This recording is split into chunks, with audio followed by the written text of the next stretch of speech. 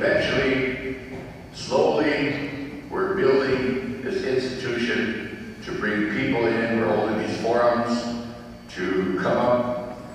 The language is very tough, and we need everybody's help here. We need your help as to how best to keep the language going. We need your ideas. We need your involvement. We need to bring the communities together. We just got done visiting all the communities, and they're saying, tie the language in with technology. Make DVDs, make iPods, pass those out to students. And so this is where we need help. We need help with you guys. You guys as students, tell your teachers that you want to be involved with these things, that you want to become involved. You want to energize the teaching system, the educational system. What type of student do we want for the future? What do we want that student to know? These are decisions that really fall on your shoulders. You know what you want for the future. At some point, you need to be thinking about these and let people know what is it that you want to do. You want to be a teacher? You want to be a dentist? You want to be a lawyer? We need people to know our land. We have almost 1 million acres of land when we lease it to the Washichu, and they make money off of it. How do we become involved and know something about our own land so that we can make this money for ourselves? That our young people can have employment. Our families can have employment. These are the things why this institution was created, to address these. And to come up with a new form of government. And to take that government away from Rosebud and to take it back to the communities and the family. Get the communities and the family, the Tioshbai, the Tibai, involved with decision making. And how do we train our people to be business people so that we own the stores here? We own the bank here. These are things that are your future. We're starting it here because this institution is the vehicle, but you're the ones that are going to live this out. It's going to be your generation and the children that you have and your grandchildren who are still going to be working on these. We, students and youth, can control the future of this Oyate through their vote. And that's one of the things that I want you to be aware of and to be mindful of and to be thinking. Progress is slow at times. You get a lot of people firing at you and shooting at you, trying to tear you down. But you have to have a thick skin. You've got to rise above it. You know what I'm talking about. You go through it in class, in your own communities, all the time. But stay strong. 2 things took me through life. One was be your own best friend. The willingness to stand by yourself. And the other one is a talk I heard many years ago. If it is to be, it is up to me. 10 little words. No word longer than 2 letters, but they make the most profound, powerful slogan, motto in one's life. If it is to be, it is up to me. So we sit here very powerful and united as a Sioux. We've got older ones, we've got younger ones, and then we have those who are yet to come, those yet to be born.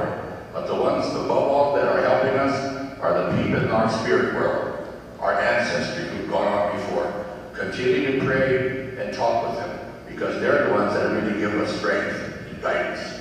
So I thank you today, and I thank the organizers for bringing everybody here and for talking treaty, because this is our future. It's a slow process, but we're moving in that direction. But we need your help, and we're thankful that you're here today. And we love you and wish you the best, and have a happy future. Thank you.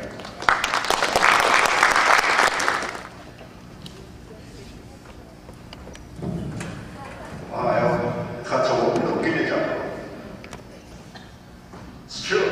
Well, the treaties have 3 things. The 1868 treaty has 3 things that covers. And this is the things that we should, and you as students should look forward to and to make sure that it's enforced. Education, health, and welfare. 3 words, but it means a way of life. I came back to school, and what I'm learning is history. I never really cared about the American history, but it really is important to understand we are, why where we're at today on this reservation. How did we get to a reservation? I'm learning all of these things in Lakota studies. I came to school for business administration. I worked for housing.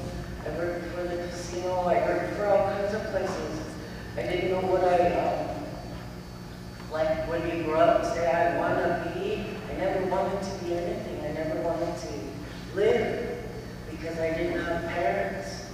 All my relatives were dead, so I really didn't care. I didn't want to live. And I'm here today, and I could be 50 years old, 51 years old, and I still have a dream. I have a dream to be a teacher. I would like for our children that came here today to learn who you are and how you can help your people, our people.